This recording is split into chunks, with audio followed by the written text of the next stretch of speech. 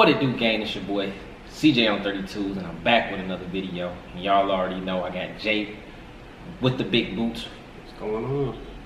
He right here with me, guys, and today we're gonna do a story time because I see a lot of y'all take to some of the people I bring on the channel, and Jay got a very inspirational and sad story that he want to share about his girlfriend that passed away, and he want to tell y'all like what happened, and you know, it was a time in his life after that he wanted to hurt himself and commit suicide. You know, depression is real, and I just felt like he needed to tell his story so y'all can get to know him more, and he might can help somebody to let y'all know how he came from under that.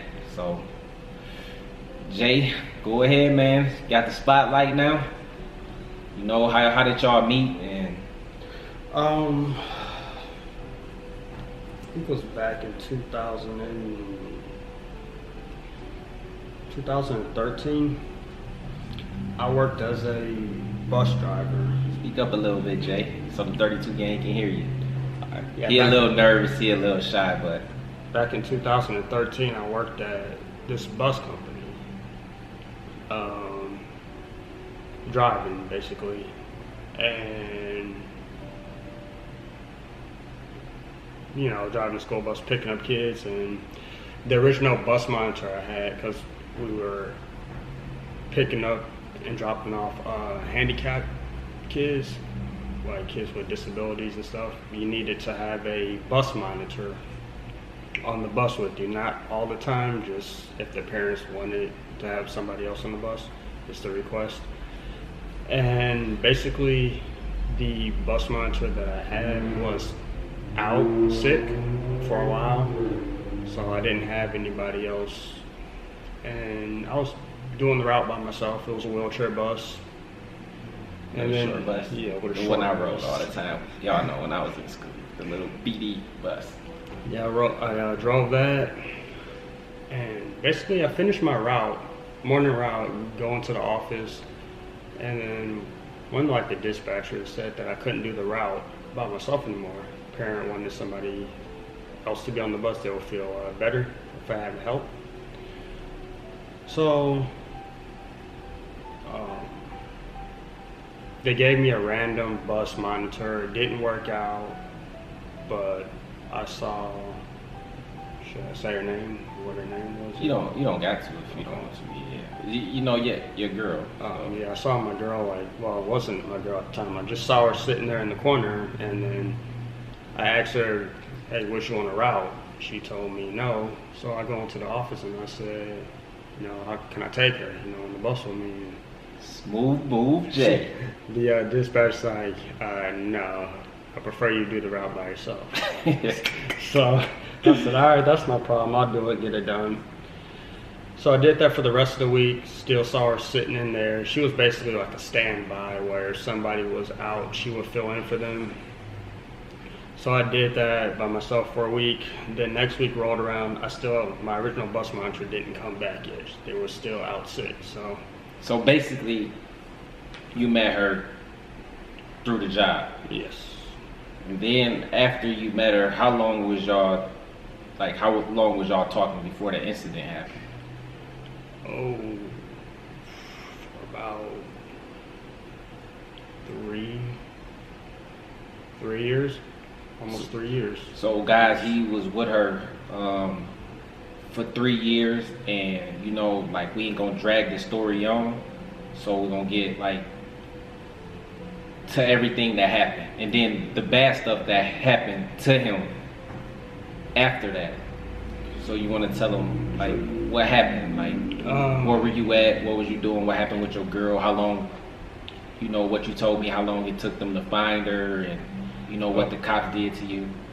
Basically, left the bus company. I wanted to go back to driving. Did that, and then took her on the road with me, because she left the company also a few months after I did. And then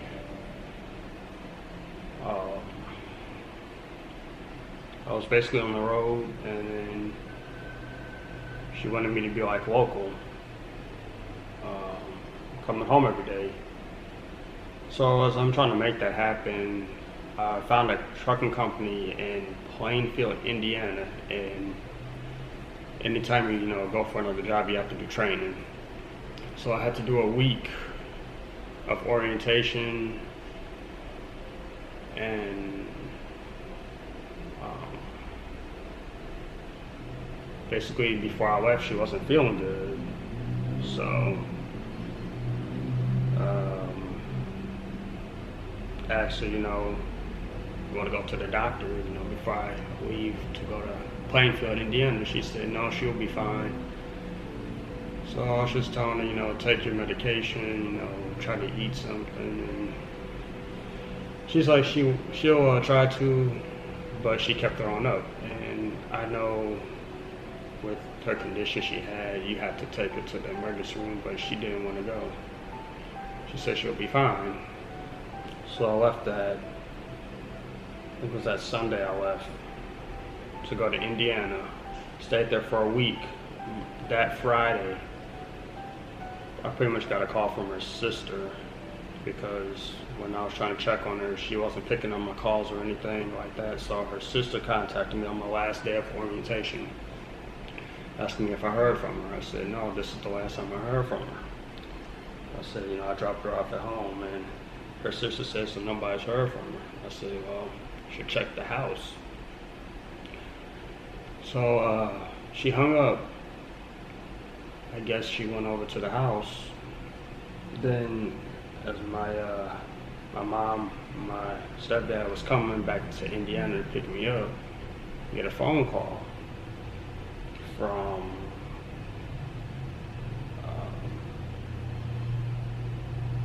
the fire department. I guess they went over there to check on her. They was questioning me, and I was asking them, where was she okay? And they told me no. They said she died.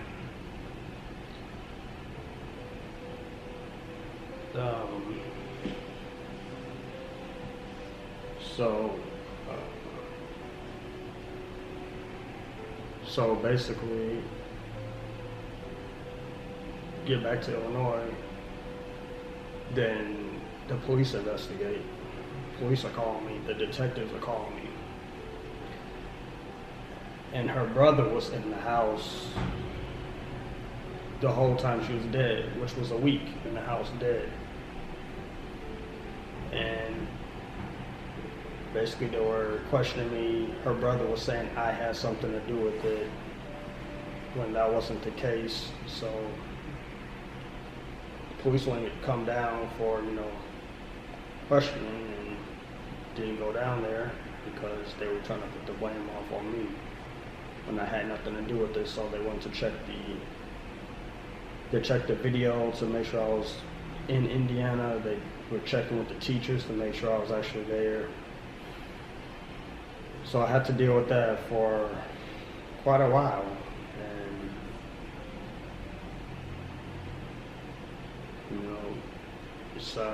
it's hard, You didn't get to go to the funeral, right? I didn't go to the funeral. I don't know where she's buried at, but it's just hard. You never know when you're gonna lose somebody, It's like one minute you can be talking to somebody. Yeah, like how we right here today, exactly. One of us could go out there. You never know. Yeah, life's too short, man. Life's too short.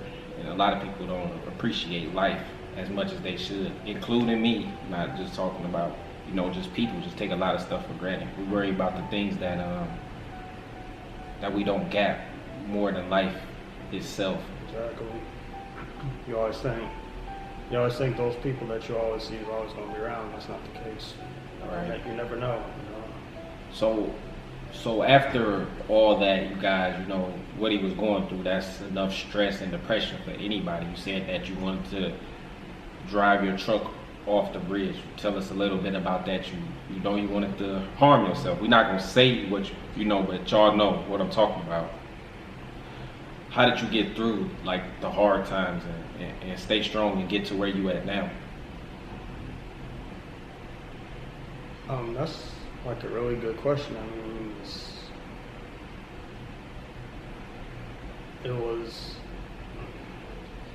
That's like really hard question because at the time when I was like got the local position where I was delivering route like the trailer stuff to, I had to pass by the house. So I would see her car just sitting there. And that wasn't making it easier. Having to see the car like almost every day. And just hurt me more. Just seeing it like on flat tires, knowing that she's not coming back, just hurt me, you know.